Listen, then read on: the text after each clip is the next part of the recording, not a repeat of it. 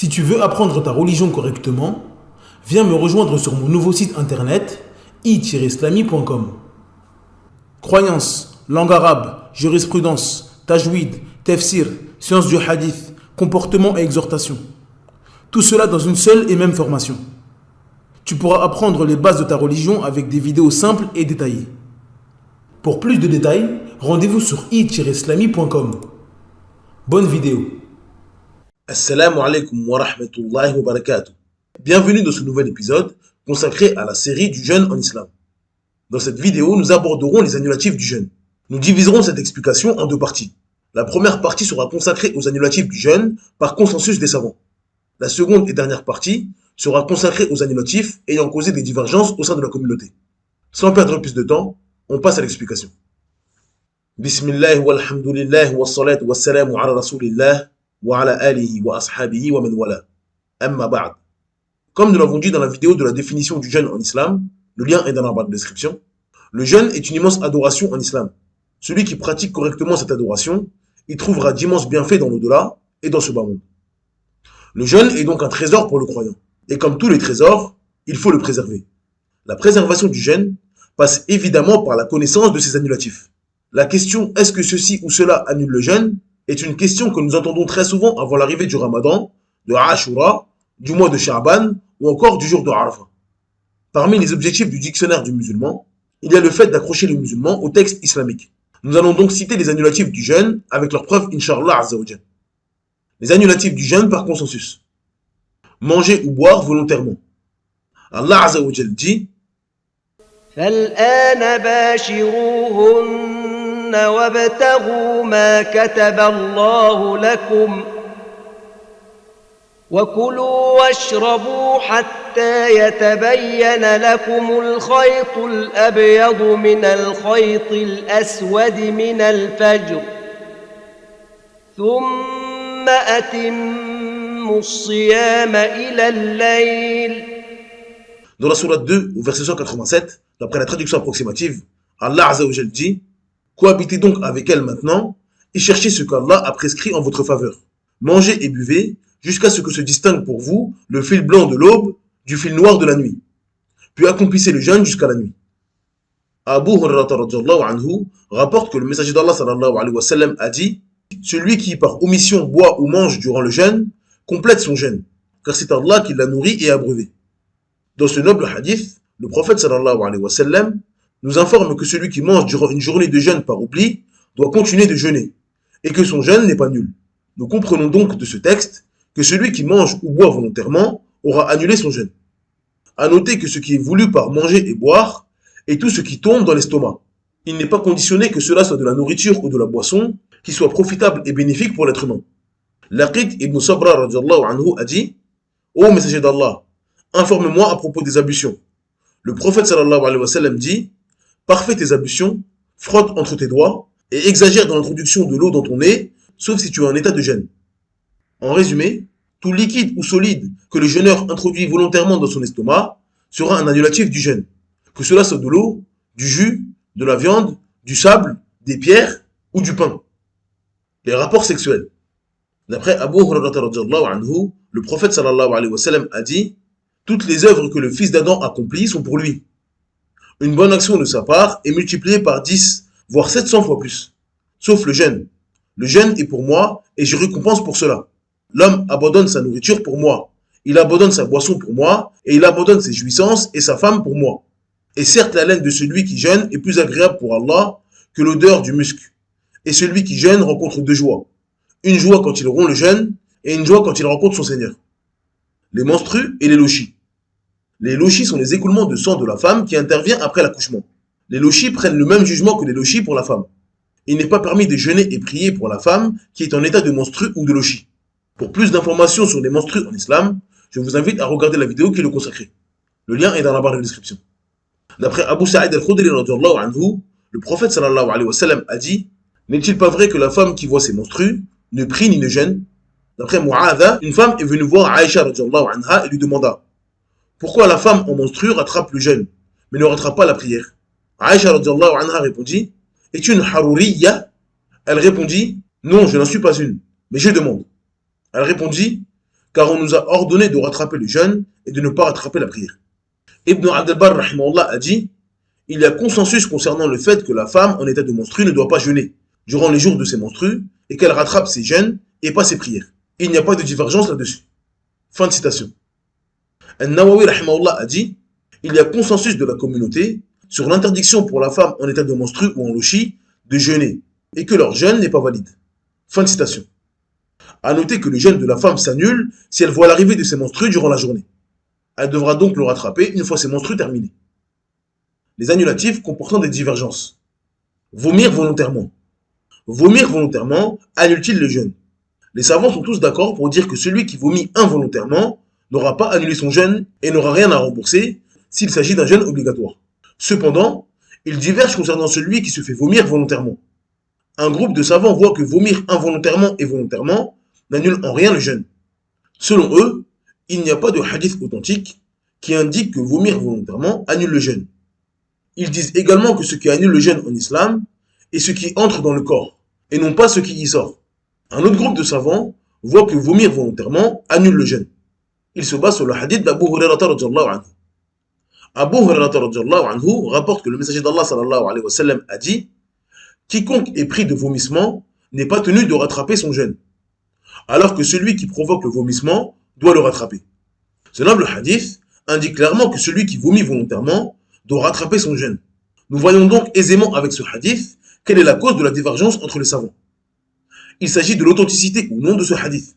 Ce qui semble être le plus correct, et Allah Azza wa Jal est le plus savant, est que ce hadith est authentique, car toutes les conditions du hadith authentique sont présentes dans ce hadith. Ce hadith est donc la preuve que se faire vomir volontairement annule le jeûne. Pour plus d'informations concernant le hadith authentique en islam, je vous invite à regarder la vidéo qui le consacrait. Le lien est dans la barre de description. A noter que ce qui est voulu par vomir volontairement est tout acte de la part du jeûneur pour se faire vomir, que cela soit en appuyant sur son ventre, en reniflant volontairement une mauvaise odeur ou en mettant ses doigts dans sa bouche. Cheikh al-Islam Ibn Taymiyyah rahimahullah a dit « Ceci se produit par n'importe quelle façon de se faire vomir, que la provocation du vomi passe par l'introduction des doigts dans la bouche, renifler ce qui fait vomir, ou appuyer sur son ventre avec ses mains pour faire sortir le vomi. » Fin de citation. L'intention ferme de rompre le jeûne. Cette situation concerne celui qui a la ferme intention de rompre son jeûne. Il ne s'agit pas de celui qui doute ou hésite, mais celui qui se dit clairement dans son cœur « J'arrête de jeûner ». Exemple, durant une journée de Ramadan, je me suis levé un peu malade. Le matin, j'hésite à rompre mon jeûne, mais je continue de jeûner. Dans l'après-midi, la maladie s'aggrave et je décide de ne plus continuer à jeûner. Les savants ont divergé sur ce cas. Certains ont dit que le jeûne s'annule dès qu'il y a eu la ferme intention d'arrêter de jeûner, et cela même s'il ne boit pas et ne mange pas. D'autres ont dit qu'il est en état de jeûne tant qu'il n'accomplit pas un annulatif du jeûne. L'avis qui semble être le plus juste, et Allah Azza wa Jal est le plus savant, est que le jeûne de la personne s'annule si elle a la ferme intention de rompre son jeûne. D'après Omar ibn Khattab radhiyallahu anhu, le prophète sallallahu alayhi wa sallam a dit « Les actes ne valent que par les intentions, et la personne obtient ce qu'elle a eu comme intention. » Ce noble hadith nous montre que la valeur et la récompense du serviteur dépendent de son intention, mais la validité ou l'annulation d'une œuvre dépendent également de l'intention. D'après Abu Hurairah radhiyallahu anhu, le prophète sallallahu alayhi wa sallam a dit « Celui qui oublie et mange ou boit alors qu'il jeûne, qu'il complète son jeûne, car c'est certes Allah qui l'a nourri et l'a abreuvé. » Ce noble hadith nous indique que celui qui mange ou boit par oubli, c'est-à-dire qu'il n'a pas eu l'intention volontaire de manger ou boire, n'aura pas rompu son jeûne. Donc, à l'inverse, celui qui ne boit pas et ne mange pas, mais a la ferme intention de rompre son jeûne, aura rompu son jeûne. Le doute. Ce qui est voulu par le doute est l'hésitation qu'a le jeûneur à continuer son jeûne ou le rompre. Cette question se divise en deux catégories. Douter avant le commencement du jeûne. Il s'agit de celui qui doute durant la nuit avant le début du jeûne. Il se dit « Est-ce que je jeûne demain ou non ?» Et il s'endort sans avoir mis une réelle intention ferme. Les savants ont divergé sur la validité de son jeûne.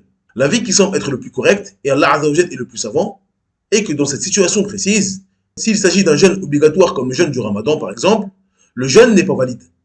D'après Hafsa radhiyallahu anha, le prophète sallallahu alayhi wa sallam a dit « Celui qui ne met pas l'intention du jeûne avant le Fajr n'aura pas de jeûne. » Ce noble hadith nous informe que l'origine dans le jeûne est de mettre l'intention ferme avant qu'il débute, c'est-à-dire avant le lever du soleil. Mais en ce qui concerne le jeûne surrogatoire, il est possible de mettre son intention au cours de la journée, à condition bien sûr de ne pas avoir accompli d'annulatif du jeûne durant cette journée. Aïcha radiallahu anha a dit, un jour, le prophète sallallahu alayhi wa sallam est rentré chez moi en disant, est-ce qu'il y a quelque chose à manger? Nous lui avons répondu, non. Il a donc rétorqué, dans ce cas je jeûne. Un jour, il est entré en posant la même question, et nous lui avons répondu, on nous a offert du haïs. Le prophète sallallahu alayhi wa sallam a dit, montre-le-moi, car je me suis réveillé en état de jeûne. Puis il a mangé. Ce noble hadith nous indique qu'il y a une différence entre le jeûne obligatoire et surrogatoire. Et ce hadith nous montre que le prophète Mohammed sallallahu alayhi wa sallam a effectué un jeûne surrogatoire. Car s'il accomplissait un jeûne obligatoire, il n'aurait pas demandé s'il y avait à manger pour le manger. Ce hadith nous indique donc que celui qui n'a rien mangé ni bu peut mettre l'intention de jeûner pour un jeûne surrogatoire, contrairement au jeûne obligatoire. De plus, il est permis pour celui qui jeûne un jeûne surrogatoire de le rompre durant la journée s'il le souhaite, contrairement à un jeûne obligatoire qu'il est obligé de terminer s'il l'a commencé. Douter au cours du jeûne. Il s'agit de celui qui doute au cours de son jeûne. Il a mis l'intention de jeûner la veille, mais il hésite à rompre son jeûne à cause d'une maladie ou d'un voyage. L'avis qui semble être le plus juste, et Allah Azza wa Jal est le plus savant, est que dans cette situation précise, le jeûne de la personne est valide, tant qu'il n'a pas mis la ferme intention de rompre son jeûne. Son jeûne a été validé par la ferme intention qu'il a placée la veille, et ne peut être qu'annulé que par une autre ferme intention, c'est-à-dire la ferme intention de ne plus jeûner. Le doute et l'hésitation ne peuvent pas annuler son jeûne. Les péchés annulent-ils le jeûne? Comme nous l'avons dit plusieurs fois dans cette série, le jeûne est une magnifique école pour le croyant. Elle lui enseigne l'excellence, al-ihsan. Comme nous l'a enseigné notre noble prophète sallallahu alayhi wa sallam, l'excellence consiste en ce que tu adores Allah Azza wa Jal comme si tu le voyais, et si tu ne le vois pas, certes lui te voit. Le jeûneur est celui qui se prive pour Allah de ce qui est permis pour lui durant la journée. Il peut manger ou boire en cachette, à l'abri des regards. Cependant, il ne le fait pas, car il adore Allah comme s'il le voyait. Certes, personne ne verra Allah dans ce bas monde, mais il sait qu'Allah Azza wa Jal l'observe. L'objectif principal du jeûne est donc d'obtenir la piété. Comme nous l'avons dit dans la définition du mot taqwa, le lien est dans la barre de description, la taqwa consiste à se protéger du châtiment d'Allah Azza wa Jal en accomplissant ses ordres et en s'éloignant de ses interdits. Le musulman délaisse durant la journée de jeûne ce qui est licite pour lui, et a fortiori ce qui est illicite pour lui en dehors du jeûne. Tout cela dans le but de se concentrer sur l'adoration de son Seigneur. Allah Azza wa Jal dit, يا أيها الذين آمنوا كتب عليكم الصيام كما كتب على الذين من قبلكم لعلكم تتقون. Dans la sourate 2, au verset 183, d'après la traduction approximative, Allah Azza wa Jal dit, ô les croyants, on vous a prescrit le jeûne, as-siyam, comme on l'a prescrit à ceux d'avant vous. Ainsi, atteindrez-vous la piété. De ce fait, les savants ont divergé concernant la validité du jeûne de celui qui dit ou fait des péchés durant la journée. Certains savants ont dit que la médisance annule le jeûne, contrairement aux autres péchés. Ils se basent sur le hadith d'Abu Hurairah radhiyallahu anhu. D'après Abu Hurairah radhiyallahu anhu, le prophète sallallahu alayhi wa sallam a dit, celui qui ne délaisse pas qawl az-zur et œuvre avec, Allah n'a pas besoin qu'il délaisse sa nourriture et sa boisson. Ce qui est voulu par la parole du prophète sallallahu alayhi wa sallam, qawl az-zur, est la médisance selon ses savants. Donc, celui qui fait ce péché aura annulé son jeûne pour eux. Un autre groupe de savants voit que les péchés de manière absolue annulent le jeûne. D'après Abu Hurairah radhiyallahu anhu, le prophète sallallahu alayhi wa sallam a dit, celui qui ne délaisse pas les paroles fausses et qui œuvre avec, Allah n'a pas besoin qu'il délaisse sa nourriture et sa boisson. D'après Abu Hurairah radhiyallahu anhu, le prophète sallallahu alayhi wa sallam a dit, le jeûne est une protection, que celui qui jeûne ne dise pas de grossièreté et n'agisse pas comme les ignorants. D'après Abu Hurairah radhiyallahu anhu, le prophète sallallahu alayhi wa sallam a dit, il se peut que le jeûneur n'obtienne rien de son jeûne, excepté la faim. Il se peut également que celui qui se lève la nuit pour prier n'obtienne rien de sa prière, excepté l'insomnie. Ces hadiths nous indiquent que les péchés peuvent rendre la récompense du jeûne nulle. Et pour ces savants, il ne convient pas de restreindre cela uniquement à la médisance. La parole du prophète sallallahu alayhi wa sallam, qawl az-zur, concerne toutes les paroles fausses et interdites comme le mensonge, la médisance, l'insulte ou la moquerie. Ce hadith mentionne également les œuvres. Donc toute œuvre fausse, c'est-à-dire interdite par la législation, annule le jeûne selon eux. D'autres savants voient que les péchés n'annulent pas le jeûne, sauf si une preuve précise nous indique que tel péché annule le jeûne comme la fornication. D'après Abu Hurairah radhiyallahu anhu, le prophète sallallahu alayhi wa sallam a dit: il se peut que le jeûneur n'obtienne rien de son jeûne, excepté la faim. Et il se peut également que celui qui se lève la nuit pour prier n'obtienne rien de sa prière, excepté l'insomnie. Dans ce noble hadith, le prophète sallallahu alayhi wa sallam nous informe que les péchés ont une incidence sur la récompense du jeûne. Si les péchés sont trop nombreux, le jeûneur pourrait sortir de son jeûne avec aucune récompense. Mais dans ce même hadith, le prophète sallallahu alayhi wa sallam confirme le jeûne de la personne. Ce pécheur n'obtiendra aucune récompense de son jeûne. Cela montre donc qu'il a jeûné et que ses péchés n'ont pas annulé son jeûne. Al-Nawawi rahimahullah a dit: certains de nos compagnons, shafi'ites, ont répondu à ces hadiths en disant que ce qui était voulu était la diminution de la perfection du jeûne. Certes, le jeûne demandé par la législation est celui qui est préservé de futilité ou de mauvaises paroles, mais cela n'implique pas l'annulation du jeûne. Fin de citation. L'avis qui semble être le plus juste, et Allah Azza wa Jal est le plus savant, est que les péchés n'annulent pas le jeûne, sauf si une preuve précise nous indique le contraire. Il y a deux points fondamentaux que le musulman doit avoir en tête pour bien comprendre cette question. La première est que on ne peut pas annuler l'adoration d'un croyant sans une preuve du Coran et de la Sunna. Pour annuler le jeûne du musulman, il faut absolument une preuve du Coran ou de la Sunna. Chaque annulatif doit être basé sur une preuve. La deuxième est qu'il faut absolument faire la différence entre trois choses: la validité de l'œuvre, la récompense d'une œuvre et l'acceptation auprès d'Allah. Pour qu'une œuvre soit valide, il faut que toutes les conditions et les piliers soient accomplis. Le croyant qui fait une adoration en accomplissant toutes les conditions et tous les piliers aura validé son œuvre. Il n'est pas permis de dire qu'il n'a pas accompli cette œuvre ou l'obliger à la recommencer. Concernant la récompense ou l'acceptation de l'œuvre auprès d'Allah, cela dépend de l'intention de la personne, de sa sincérité, de ses paroles ou ses actes. Si une personne vient avec toutes les conditions et les piliers du jeûne, mais qu'il fait ça avec une intention d'ostentation, son œuvre sera nulle et non acceptée auprès d'Allah Azza wa Jal. C'est-à-dire qu'il n'aura aucune récompense pour cela, et pire encore, il aura un péché pour cela. D'après Ammar ibn Yasir, radhiyallahu anhu, le prophète sallallahu alayhi wa sallam a dit: certes, un homme peut partir, et il ne lui a été écrit de sa prière que le 10e, le 9e, le 8e, le 7e, le 6e, le 5e, le quart, le tiers, la moitié. Celui qui fait une adoration en accomplissant tous ses piliers et ses conditions, mais qui malheureusement diminue sa récompense par un manque de concentration ou de péché, n'est pas considéré comme une personne qui a délaissé cet acte. D'après Abdullah ibn Amr, radhiyallahu anhu, le prophète sallallahu alayhi wa sallam a dit: quiconque boit de l'alcool et s'enivre, ses prières ne seront pas acceptées durant 40 jours. Et s'il meurt, il entrera en enfer. Cependant, s'il se repent, Allah accepte son repentir. Celui qui boit de l'alcool et s'enivre verra sa prière nulle durant 40 jours. C'est-à-dire qu'il n'obtiendra aucune récompense pour celle-ci. Cependant, il est obligatoire pour lui d'accomplir la prière durant ces 40 jours. S'il les accomplit, il ne sera pas parmi ceux qui délaissent la prière, malgré le fait qu'il n'obtiendra aucune récompense. Cela montre qu'il faut faire la différence entre la validité d'une œuvre et la récompense qu'on obtient de cette œuvre. Nous devons donc juger la validité de l'œuvre d'une personne en fonction de ce qui est apparent. S'il vient avec les conditions et les piliers de cette œuvre, nous disons que l'œuvre est valide. Mais en ce qui concerne la récompense que la personne obtiendra de cette œuvre, cela est entre les mains d'Allah Azza wa Jal et ne nous concerne pas. En résumé, les péchés n'annulent pas le jeûne, sauf si une preuve précise nous indique cela, comme la fornication. Les péchés impactent sur la récompense du jeûne. Plus la personne fait des péchés, plus la récompense diminue, jusqu'à être nulle. Il est également possible que celui qui accomplit beaucoup de péchés n'obtienne aucune récompense pour son jeûne. Mais pour autant, il ne fera pas partie de ceux qui ont annulé leur jeûne et qui doivent le rembourser. Cette vidéo est maintenant terminée. J'espère que vous l'avez appréciée. Si c'est le cas, n'oubliez pas de vous abonner à la chaîne en cliquant sur le bouton d'abonnement et en activant la cloche de notification, afin de ne rien manquer de nos prochaines vidéos.